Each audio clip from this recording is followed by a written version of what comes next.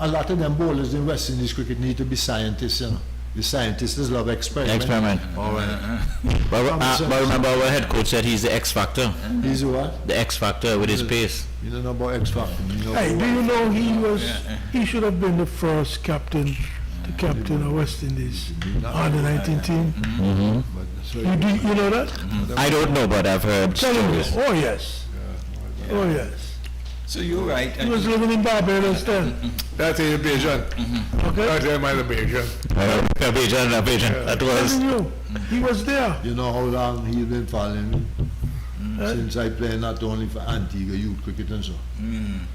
Yeah. Youth cricket, but you know, I tell you, getting back to Sheepy, man, I have to give you all this, you know. This one here, I know is going to bring down the house. Steady. Joseph, God bless his soul, you know, the great Steady. Me and Sheepy gone to Barbados. We staying by Joel. Well, Joel knew all of them. Sheepy is a big chef, you know. Steady say, wait, you can't wake up late now. You have to wake up early. When I wake up, breakfast must be ready for me and you, see. You know? We go on cricket today. Big full house, you know. You know, we get our tickets run. So we sitting down. Sheepy here. A St. Lucia man here.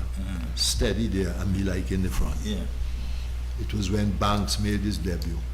So what had happened is Lara was about 3 or 4, but they kept dropping him down, say he's not feeling well and all that. Lara eventually coming at 7. When he walking out, the old man went to the fence and said, Lara, I don't know what excuse they're making for you. You ain't had a fever or a flu. You had a rum from last night at the disco. They said, Lucia man, jump up. And you know, cause the man said, that's the greatest we ever had going out there. We Steady say, what you just say? Boy, Steady start putting some words on to that man. When Steady done with this, well, Sheepy, you know, Sheepy think about big. Sheepy jumping, you know. I hear the Benjamin there, friend, go, you bring some real radicals down here, but you very quiet, because you're a radical. That's not a joke, you know. The man come the next day with a big thing full of rotis, so he gets Steady, you know, Steady. Take his roti. He have a Sheepy one, a Sheepy. Cut that in half and let me see you eat it first. And he done, you know. You think it finished there? Steady done the man roti, you know. The man say one, another one, Steady took another one. When Steady done, you have the 2 roti. Steady tell the guy, well, let me tell you now. Now we got me roti, you know. Me no done cost you, you know. So let's check. And the kind look, the man look. You know, and then another time, we gone again with Sheepy. That same tour, you know. We gone to eat fish. What the joke? Sheepy bang off this plate, boy. And then he look at me and say, you see, I feel no way now. We can do with another one. But John, Hey, let me belly. I want to pick up what somebody said earlier. Some coach say, they were the cricket so jokey. Some coach say, O'Shane is the X factor. Look. What's some coach, man? The head coach of West Indies. Sorry, The head selector, sorry. The head selector, Roger Harper. He say he's the X factor. No good. But guess what? The X factor didn't get the game in the tournament now. The X factor didn't get 1 game in the World Cup. Yep. He's the X factor. Well said. Well said. That's how it makes sense to you. Select the coach, somebody they can't get it right for once. He's total X factor, not in 1 game. Can you imagine? They don't want to talk, you know. You see these two, they watch a lot of tests with the two, you know.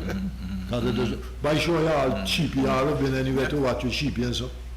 Sheepy? When you all with Bill, a couple of years ago, remember? Go down You and never go went there. to want in Barbados with Sheepy? No, Oh, go here, man. he's in Canada. You knew Sheepy. No, I heard the name, but I never met him. Wonderful man. Yeah, he's a great fellow. Wonderful man. He's can tell you just as much work with him. Great fellow. Soft voice. Just come to you. Yes, I tell you. He's your father from grammar school. But gentlemen, the technician has said we have about 5 minutes. Well, maybe a little less than 5 minutes now, but we're going to look to wrap up this program. As we look, let's just refocus back on Sheepy, Pat Hevinson, and let's just give our little closing dialogue or closing words to the great man Pat Evanson. Hillary. Hillary, you want to open or close the innings? Well, It was in August. to the listening and viewing public, I must say the Caribbean, not only Antigua, and the world, we have lost someone who, if he had it, or if they gave him the chance at the time, I believe our cricket would be in better shape because of his knowledge of the game. To me, and I will continue to say so, he was one of the most knowledgeable cricketing public fan in the Caribbean. I'm talking about from Guyana to Jamaica. Okay? No matter who he brought out from these countries, I would put him against any of them when it comes to cricket. I played with him, I learned a lot from him, with the few games I played, so I can tell you. I work with him, a very serious man. You got to be always on your P's and Q's with him. That was the type of person he was. I must say condolences to his children, the rest of his family. That's it. Thank you, Gaty. Yeah, I too will join Hillary in saying, extending condolences as well. And for my own self, I think we have to thank the Almighty that we have had, those of us who were close enough to Pat would have had the opportunity to learn quite a bit from him. Not a rowdy fella, even though Pat was that high in his positions at work or his cricketing position, Pat is still a lowly and approachable person. You can approach him and ask a question and he's quietly answered you. I think he was a great person. And I think that we should find ways and means of really recognizing these folks who have graced our shores, who have left their footprint, that we can follow in them. And again, I said, youngsters, you just got to be patient and be observant and be part of the learning process that is going on. You get it from elders, you get it from your own compatriots. It's just a thing. But we ought to thank God for him and thank God that we've seen him and he did leave his footprints for us to follow on. You see? Yeah, I would just like to say, if you notice, Toddy, Hillary, Gaty, they all said it, you see. There's a big difference between good and great.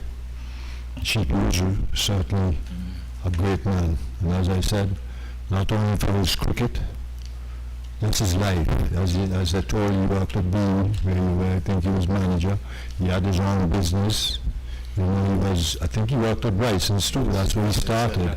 He worked at Bryson's, but he always had time to for young people, always had time to share his advice. As Gaty said too, he's very approachable. As you heard Hillary kept repeating it, people would think he's one of the most knowledgeable cricketing minds that we have had. And he said it right throughout the Caribbean. Well, you know, I've spoken to the family, well, I've been around the family, you know, I mean, you know, I've sent my condolences, I've been there with them. I'm going to miss him, especially the last few years, and I can tell you, he went through a lot. Double whammy, you know, I think it was cancer, the stomach, a little Alzheimer's that it hit him, but he was a warrior, a true soldier, and he's what you call a nationalistic person. And I can say, as I said, he's married to my cousin Neville. I am very proud to call him a brother, to have known him, and spend time with him. And as Gaty so rightly said, and this is what happens in this country, a lot of us tend to forget our history, you know, and he has certainly played a part. He's a legend in his own right in the development of Antigua, and not only in sport. There are a lot of young people who would have told you in my age that she would have had a word of advice for him. So, as I said, I'd just like to end up by saying, may soul rest in peace and rise in glory to what is truly a wonderful and great human being. Thank you. Teddy? John, what more can I say except to say that, like, I have known him since a young guy playing cricket, you know. he made Viv used to play in ovals, and one thing about him, he has something to tell us, you know what I mean, some kind of advice, you know what I mean, you're doing this right here, you're doing something, you know, you listen, you know what I mean, those days, listen to the guys who, well, me being from countryside, anybody only have respect for them. You know, country people different than young people. You know, so, but we used to converse a lot. You know, that's something to tell me. Maybe my father, he was kind of good guys, you know. So he look over for this young little fella, you know what I mean? He'll tell me, how you can play football like your daddy and so. This kind of things he used to tell me, you know what I mean? Because my father was a football guy, football people, you know what I mean? But and he played football too, played the football, good football too. He played good football too. So we had a conversation, then once came a selector. You know, we get closer. And I mean, this is when he comes and he talks, it's when he comes to the selection committee. You know, he doesn't just say, let's pick the guy. You know what I mean? We go through the guys, you know, and that was he. He always did analyze something and evaluate some players, you know what I mean? I used to like that about him, John. You know, we come there and we have like a query and this and that. But you look forward to what he has to say. This man, hey, you're not a man, not a game, you know. So you can't come and say, John, you know what I'm talking about. Like I have to tell you, John, you know what I mean? But when you come to Emerson, it will teach with me. Things, he and Clem and Dan, you know, them guys are going to teach us, you know what I mean? Because those guys know the game, man. You respect them, you know what I mean? Then you try to learn something from them. And that's what I did, John. Try to learn something, especially guys who speak very close to Clem. Clem taught me a lot of things, even prepare pitch. I was his assistant. Took the guys on pitch. You know what I mean? So John, I learned a lot from them, all the guys. And it's pitiful now that the young guys have time to listen to the older guys. Okay? What I observed long time ago, John, when they started the coaching thing and something, it's a query. What happens? A guy scored 2 runs, 2 something, and they make him captain. The guy make 2 runs. Something you don't understand nothing about the game. Or because he's more successful batsman, they make him captain. Can't teach him nothing, you know. But because he makes it, say, hey, never make him captain, you know, in the kind of way. Then nobody had to look up to, you know, like Clive, let's just turn to Johnny. Remember, you know, the older guys were the coaches. The senior guys in the team were the guys who did the coaching, because there was no coach. Right. And the other guys taking the net and start to the things. And this was lacking now, John. The younger guys now today, can you say new generation? They want to the old guys and they're too old. And they can't teach us them nothing, you know. So the older guys with the past, and the knowledge of them, not there. Not there, John. And this is what I said to you, you need strong clubs, John. Strong clubs. Because what happens, John, you have 10 clubs out thinking first class now, I don't know. And then 10 clubs, and you have 6 good ones. And there's a problem. Because there's no doubt in the mind, there's plenty talent in Antigua. Can you see them? I pass and watch. I know John, it's up to me and say, John, when they see some of the young guys, I say, wow, I should be coaching, you know, boy, guys. I see some good guys wasting this. I see them, John. You know, I tell myself, wow, you know what, John, it's not my business per se right now, you know, but you see the talent, so there's no doubt the talent. That's why I say knock my part in so hard now. Yeah, there's no reason we shouldn't have been playing 3-day competition. Our young guys get last. System. Because it's such a one, the cricket, they tell you they can't bat and bat. You know, I mean, John is 50 overs. There's nothing there. Time to concentrate. It killed our talent. And I want to see they get back to 3-day cricket, leave the islands. You get Coleman is still play 2-day, which is good. But they think they may extend the 3-day, starting a little earlier. Say in the 2 days, you get an extra 2 hours play. Half an hour there, half an hour, 1 hour today, and half an hour there. So you get 2 hours. So you get 3 hours, 3 days, and 2 hours. We call it 4 sessions in 1 day. Yeah, I said clearly. So the more the time the guys spend on the wicket, John, the more they learn to bat. And you keep saying so with 2020, John. What happened, you know? The guys get to West in 2020 is 4 they get the fame, you know, for the 4 competition. They make the name there, and then they got the 2020, you know, they don't want to come back to the region to play. Time West is board, take a stand, man, you know what I mean? Take a stand. Let the guys who play cricket, so the younger guys will benefit from their knowledge.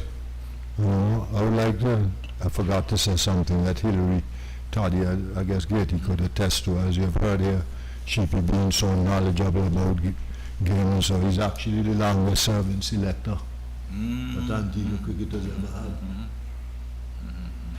The longest serving selector that we have ever had. And as I say, used to watch a game, not pick from the scorebook. So we thank you for having us here. I speak on behalf of all of us. Sad sometimes when you're the junior man, but I don't want you to come again and talk about you come along among legends and you feel intimidated. You're doing this program long enough. You're doing this program long enough to stand up. Stand up and be counted. I can become, but I'm intimidated with the knowledge. When I see all this knowledge sitting down here, this knowledge, man. But you have it too, you tell me you have it, you do it here, so you must well, I have learned so much. You remember that first show? I'm going to catch you again, because anytime I come back here and you talk, when you come, oh Lord, I don't see when you look, gosh, you don't mind there. When I put the door, I say, Lord, how am I going to sit around these legends here? Yeah, but you're all right.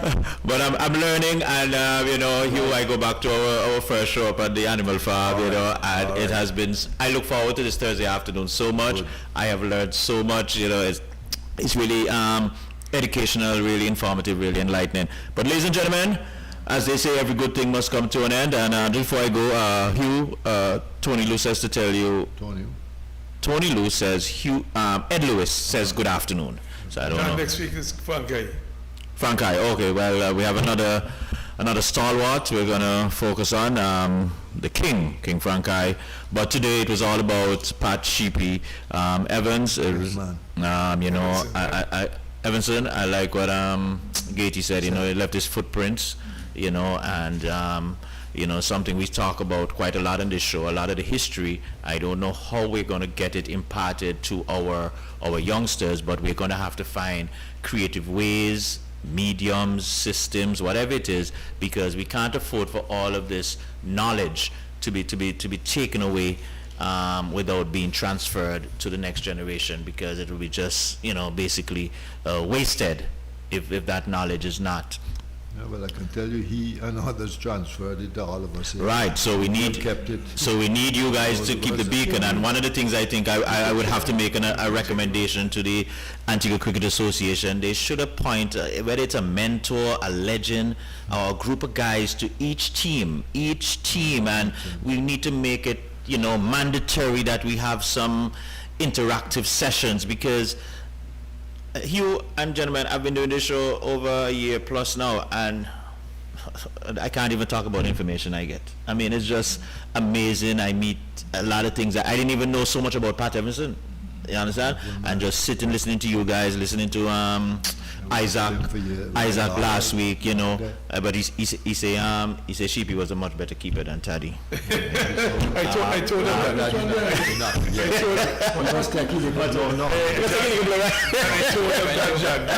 him that. See, between Sheepy, Earl Michael, and then you have Smarty. Earl was the best. That's a line of keepers you're seeing going there. No, there's a Taddy didn't even in the oh no, Taddy out to that. We think Earl in the better Michael, but Earl is very good. I think one of the reasons he never back Weston is after going on a trial in Guyana. Oh yes, in Trinidad. In Trinidad? Yeah, when he made 80 something. He batted very well, but they wanted a wicket keeper, that's what they said.